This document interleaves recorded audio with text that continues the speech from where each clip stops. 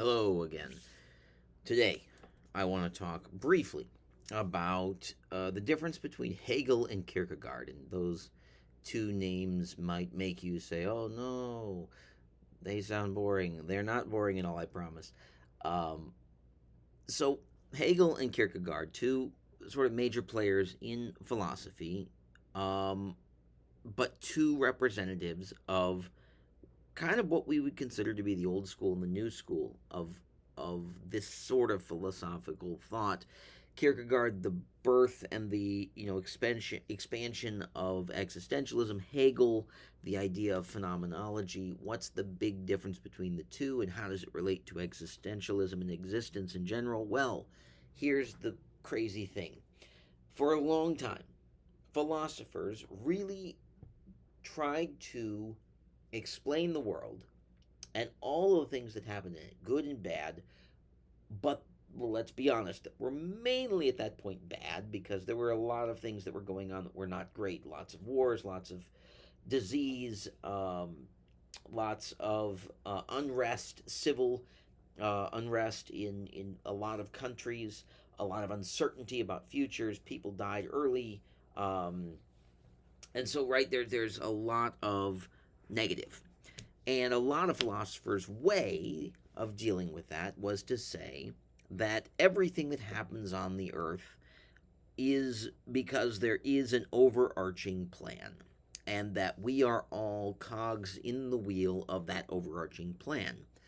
For many of these philosophers, it sort of put God into one of two camps. Either that there was going to eventually be a second coming, the world would end, but until that point in time, God himself was sort of largely absent from the proceedings and set everything in motion and said, well, I'm going to come back on this fixed date, but everything is running towards this ultimate end that's historical, and we know how it ends, so it doesn't matter what people do in history, right? They are all sort of in that, right, in the shuttle going towards uh, um, not shuttle, in the process of just sort of going towards an end, right? Inevitable end, right?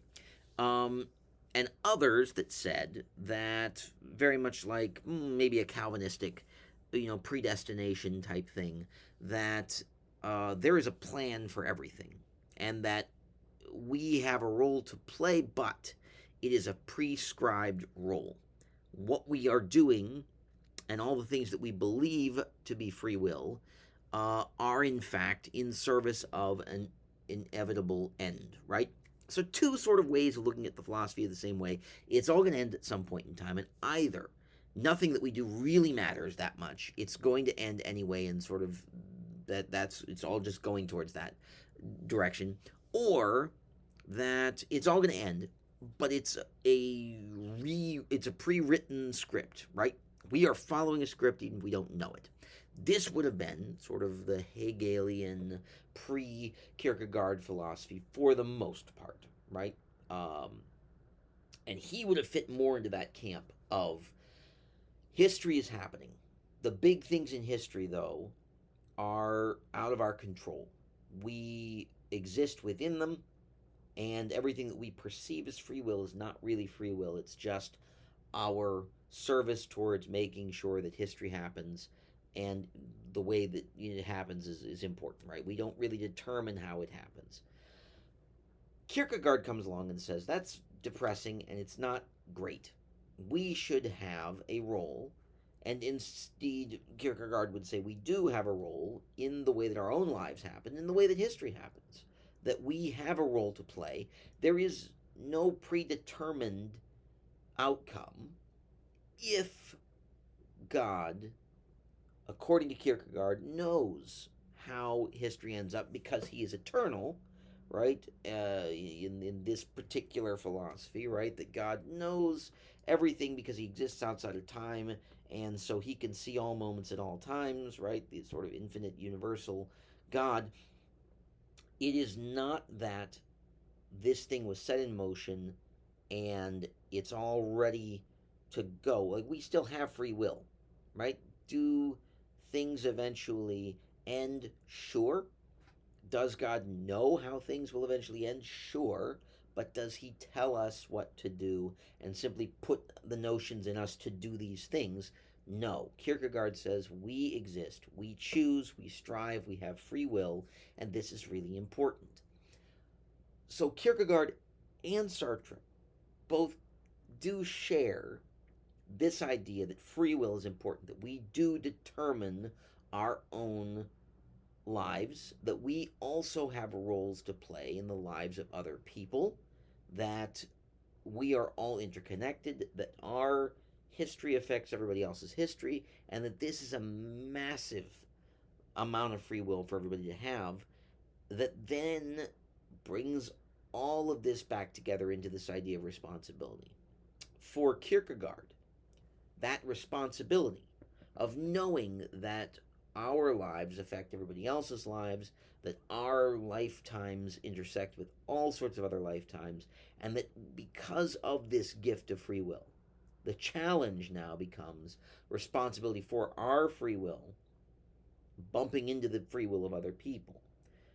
For Kierkegaard, it's such a huge responsibility that we couldn't possibly handle it on our own, and we need, right, this religious life stage that we've seen, or if you have not seen the videos yet, will see, right, in this idea of the aesthetic turning into the ethical, turning into the religious stage of life, right? The religious stage is the one where we say we couldn't possibly do this, right, on our own. We need grace, we need forgiveness, we need all these other things that only God can provide.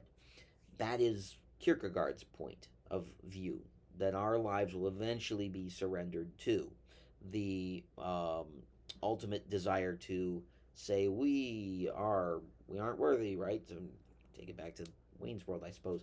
But that's the only way we can survive. For Sartre, taking God out of that, and we'll talk about this again in another video, that becomes as well a terrifying proposition, and it often leads to people wanting to leave life in one way or another because it's an overwhelming amount of responsibility. When we know that we are responsible not only for ourselves but also for our interactions with everybody else, it feels overwhelming, and we have to figure out how to deal with that on a day-to-day basis. For Sartre, that is our responsibility. It's our burden then to bear that, and giving up on life would be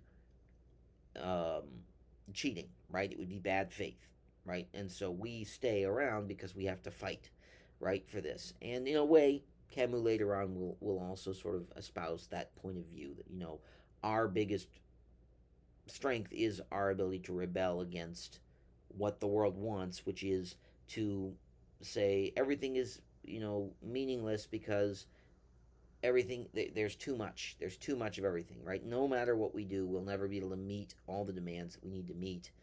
We'll never have any explanations for why things are the way that they are. We'll never have any explanation for why other people's free will intersects with ours and destroys it, right? Or feels like it does, and bad things keep happening. Our response should be to rebel and to say we will continue living and fighting, right? So the opening salvo here of our class is looking at this idea of how when we become the actors in history, when we decide to take our existence into our own hands, which Kierkegaard says we absolutely should, and then of course Kierkegaard says give it back to God as far as how we act, right? But once we decide to take on that existence and that responsibility, then we truly begin, right, our journey through life. So that's pretty heavy, but sit with that for a moment, and yeah, let's talk more about it in the next video.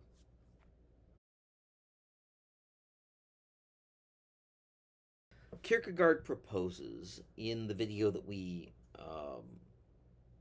have for this chapter a philosophy that includes 3 different life stages: aesthetic, ethical, and religious. And those 3 stages of life, according to Kierkegaard, help us to make our lives more and more and more meaningful. And do they answer the question of what is the meaning of life? Well, according to Kierkegaard, in a way, yes, they do. That we do kind of need all three of them, even though our ultimate goal is to reach sort of this idea of religious uh, religious devotion, right? That's what we're thinking about. And I think we do see the idea in a lot of philosophies, Eastern, Western, everywhere, of a stage, right? Stages of completion, right? Getting from one place to the other and sort of journeying through life to make it more meaningful, right? Every philosophy in almost every society around the world has at some point turned towards how do we make things more meaningful? How do I know that I've mattered? How do I know that my life is worth it? How do I know if I'm a good person in many cases?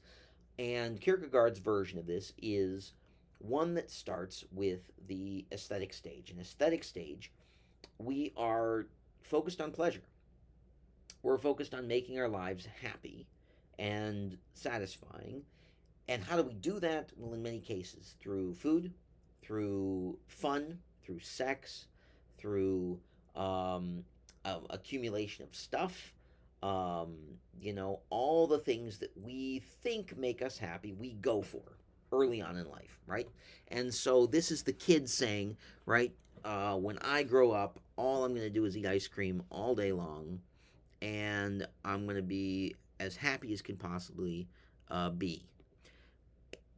Because for a child, perhaps that is the thing that they see as the most meaningful, right? Eating great tasting food like ice cream for every meal of every day, and it'll be great.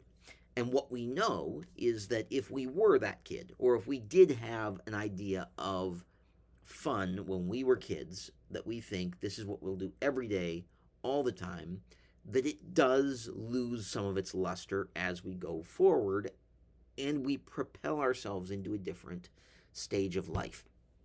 Kierkegaard says we get tired. We realize that more and more and more stuff, sex, food, money does not actually create a super satisfying existence. But eventually we want more because this aesthetic side of things has been focused mainly on us and what we can do for us. And even if we think of it in terms of, well, I'm going to get married and I'm going to have the best time ever with this person I get married to, you start to say, if I only ever in that relationship am looking to please myself, then the other person's going to get left out, right? In any relationship that we have. Whereupon we decide to move to the ethical stage. For a lot of people, the ethical stage is the final stage if they do not take up religion at some point in time, right? And so for Kierkegaard, this ethical stage is, I do still want to be happy, but I realize that other people also want to be happy, so maybe my happiness will also involve making other people happy. And so ethically, we decide that we are going to also live for the betterment of others and for the betterment of society. And we actually probably could see this maybe in the example of people who are incredibly wealthy and donate to charity a lot or have a foundation that have made more money than they could ever know what to do with and sort of decide they want to now focus on helping other people and making a community better, right? And we can look at them and say, okay, so they are no longer buying themselves yachts. Now they're buying, food for people. And this is a good thing, right? I think people would not necessarily say that it's a bad thing that people will do this. And we do this on smaller scales, right? And in many cases sort of go back and forth between these first two stages, perhaps, where some days we feel more like it's about me. Sometimes we feel like it's more about helping other people. And we can go back and forth, right, between these stages. But the ethical stage is a good one. Kierkegaard says there are good things happening in the ethical stage, but eventually we may realize we don't have the answers for all of life's problems. That even if we have enough money to spend on lots of people, we cannot make their lives as meaningful as we would like. There will always be failings. There will always be imperfections. We'll always be slipping back into the imperfection of the aesthetic stage.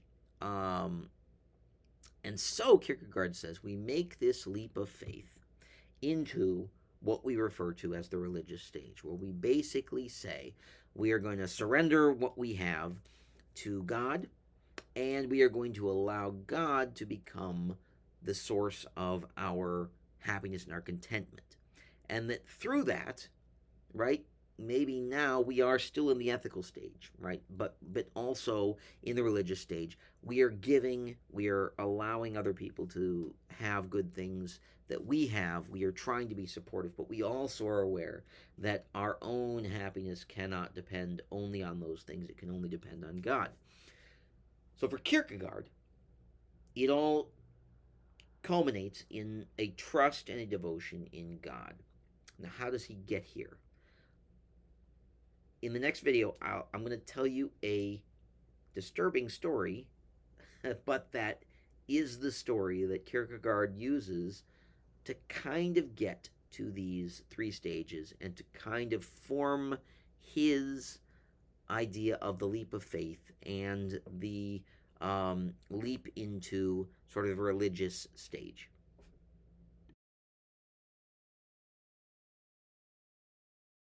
If you are a scholar of the Bible, or if you've even read some of the stories in the Bible, you may have come across the story of Abraham and Isaac, right? It's a fairly horrifying story, even for Christians, because it involves a man named Abraham who is childless for most of his life. Finally, he and his wife are granted a child by the Christian God, right? And God says, I'm blessing you with a son, and then not long after that says to Abraham, hey, if you trust me, I want you to take your son, go into the desert. You're going to find a place. I'll lead you to it. You're going to build an altar, and you're going to sacrifice your son on that altar. And Abraham does this, right? He packs everything up. He takes his son. His son keeps saying things like, hey, Dad, where are we going? And Abraham says, we're going to go and make a sacrifice. And Isaac, who is a very astute child, is like, hey, guess what? I don't see the sacrificial things that we're supposed to bring. Like, I've been raised in tradition. There's got to be a sacrifice. Where is it? And Abraham says, God's going to provide it. And this entire journey, right, culminates with them finding a spot. Abraham takes his son, binds him up, puts him on the altar, and is ready to sacrifice him when God says, Abraham, stop. You don't need to do this. There's a ram up in the thicket. Sacrifice that. But now I know you're faithful to me. Horrifying story in many cases, because a lot of scholars would point out, and a lot of people who are in the religious faith would point out, this is not really a great way of doing things. Hey, sacrifice everything you want to me, and we'll see if it's enough, right? And Kierkegaard reads this story and is pretty horrified by it, right? He has a tough time coming to terms with this story. And biblically, it's an interesting story because we see here a story where the Christian God differentiates himself from the other gods of the era in saying, I'm going to ask you for the same exact things that they do. A lot of the gods of the era, right, are described as basically requiring sacrifice, especially child sacrifice and human sacrifice in order to sort of prove devotion. And so God, in the Christian Bible, basically says, hey, do this same thing, and then at the last possible second says, no, I am not one of those kinds of gods. I will provide for you regardless of the fact that it's not a human sacrifice. I don't need those. I need, right, just simply devotion of sorts. Now, for Kierkegaard, again, right, this is a really difficult thing to do. And he suggests that Abraham has to make what's called a leap of faith in order to really make this a true sacrifice. That the leap of faith is Abraham has to believe that God is truly requiring of him this um, sacrifice, but also that if he believes this truly, he is going to be willing to sacrifice his own son to do this. Um, and he has to believe that God will be the only one who will stop him, and that maybe God will stop him at some point from doing this, right? Um, but Abraham has to believe, regardless of whether or not God actually stops this human sacrifice, this horrifying human sacrifice, he has to believe this is the real God, this is the real deal. He's really telling me to do something. I'm going to go for it.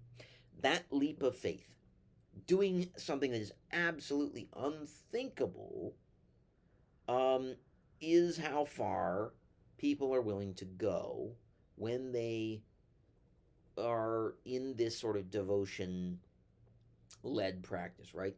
Horrifying in many cases, right? And it's a difficult story to swallow because, again, the idea that a um, loving God would require something like this of you feels in hindsight like there's no way, right? Why would we believe in this kind of a God? Um, but we can get along with this concept because we know how the story ends, right? We know that going into the story, probably, that this is going to end well, right? And, it's the same as thinking about many of the biblical stories, right? We are looking at them all with hindsight. They've already taken place. We already know these stories pretty well, but the people going through them would have to be, in a very different place, right? So, Kierkegaard's idea of the leap of faith is very much based on the fact that we don't have all the information yet. And if we are going to make this leap of faith into the unknown, into the religious stage, we must do so with a fully formed commitment that says, I don't know why I would do this other than faith, right? We can't go into this thinking, well, we already know how it turned out for Abraham. It'll be fine for us, right? Um, we cannot be the ones willing to stop the knife on the way down into something that we love. Kierkegaard struggles with that concept his entire life, as I think most of us should, right? Faith is a very difficult thing um, to work through when it is that. This idea that we are not stopping the knife from going into the things that we love and severing things out of our lives that we believe are very important, that we believe that we've been given. We have to be fully willing to sacrifice in order to show devotion. Um, how does this fit with existentialism?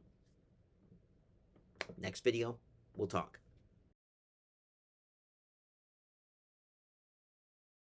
Okay, so we've got the knife. We're ready, right? We're going to sever all the things that we love. We're taking this leap of faith. How does this fit into existentialism? Um, so the three stages of life: aesthetic, ethical, religious, culminate in a leap of faith. And the leap of faith is what defines how we can live a meaningful and purposeful life. The leap of faith concept exists for Kierkegaard in an uncomfortable space, but that is an important space where we have given control of our life to something else while at the same time realizing we still have free will. It is a continual act of, making a choice to live, right? We do not know what is coming. We make that leap of faith on a regular basis into we believe this is our best action, right? We certainly have information leading up to it, but we do not know what is coming down the line. We have an idea of what people have told us is coming. We know that we've applied for a job and that we may or may not get the job. We have better or worse feelings about the way that certain things are going to go. We know we've studied or not for tests. We understand that, in the future we may be retiring and we may be thinking about what do we have to do in order to get there. But we are on a daily basis sort of living into the moment of this leap of faith, right? And this also means very much that our leap of faith in practical terms is a way of living out our free will and giving ourselves meaning, right? We have to believe that we are not predestined for something, but that we are in the process of creating our meaning on a daily basis. And this is where, again, Sartre and Kierkegaard sort of definitely agree on something. Kierkegaard, right, in the leap of faith, in the idea that we are making choices and have free will, are differentiating ourselves from things that simply exist in the world, like a rock, like a tree, maybe even like a pet, right? That we have conscious ability to make our own decisions, and that our lives are not predetermined or meant to do anything. We have a choice. Sartre says this in his description of us as different than staplers and tools, right? Staplers are created. They're created in factories.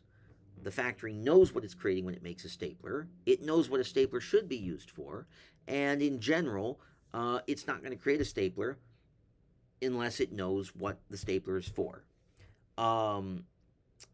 And Sartre says we are not the same, right? We are not created in a factory. We are not created to do any one thing or another. That we choose what we want to be for, and that in making those choices, we also take on a responsibility for those choices, right? Does Kierkegaard talk about responsibility? Well, in a way, he already has. We've talked about this already. The idea of the aesthetic moving to the ethical stage gives us a little bit of responsibility, right? We've decided to take responsibility for our lives and to do more with them than simply make ourselves happy. Even that is a choice that we are making, right? Our responsibility to ourselves is as well something that we do. Sartre says every decision that's ever made from the time that you're, young until you die is yours and yours alone. You are never constrained to do anything. Even if somebody comes up to you in the street and points a gun at you and says, your money or your life, that's a choice, right? You can choose to give them the money or you can choose not to. And Sartre says that's the horrifying thing about life in many cases, that everything we do, whether or not we think we have a choice or not, we are making a choice. Gravity will not give us a choice, but going off of a building is a result of many different things, right? Even if we say, well, somebody pushed us off this building, we made a decision to go into it, or we decided to go along with somebody, or we can always trace something back to this is where our responsibility in an event started. And again, for Sartre, as we've said before, that can become so overwhelming that it becomes difficult at times to live because we realize that our life is nothing but choices and responsibility. Kierkegaard, as we've said before, same thing, but we can put that right in the in the hands of God and say, we are making choices every day, but but God is, with me and hopefully is blessing and helping right along the way. Um, and that's important. And so, um, yeah, these ideas of making choices, making this leap of faith on a daily basis is really important for us. Um, does it make life easier? I don't necessarily think that we have a great answer to that all the time. Kierkegaard would suggest, again, that our reliance on God um, allows us to live our lives with the idea that even if the worst possible things happen, we have grace, we have the love of God that sort of covers us, and that we are, um, able to have a bit of relief in the form of belief in an afterlife, belief in a loving God, belief in a resurrection, right? And that life is not just going to end brutally one day and be nothing. Sartre doesn't give us that, right? This is a big difference between the two, right? Sartre is mean things in life, do things in life, be the most responsible you can be because it's your responsibility as a member of society, right? You are here, it is the least you can do for others to it is to basically live a responsible life. And for some people that is perfectly good, right? That is enough for them. For others, they feel that that religious stage and that religious aspect of things is really the most important thing to do. We will talk about bad faith and good faith and Sartre's idea of when we separate out God from this entire thing, um, what's left, right? Is it just simply struggle forever?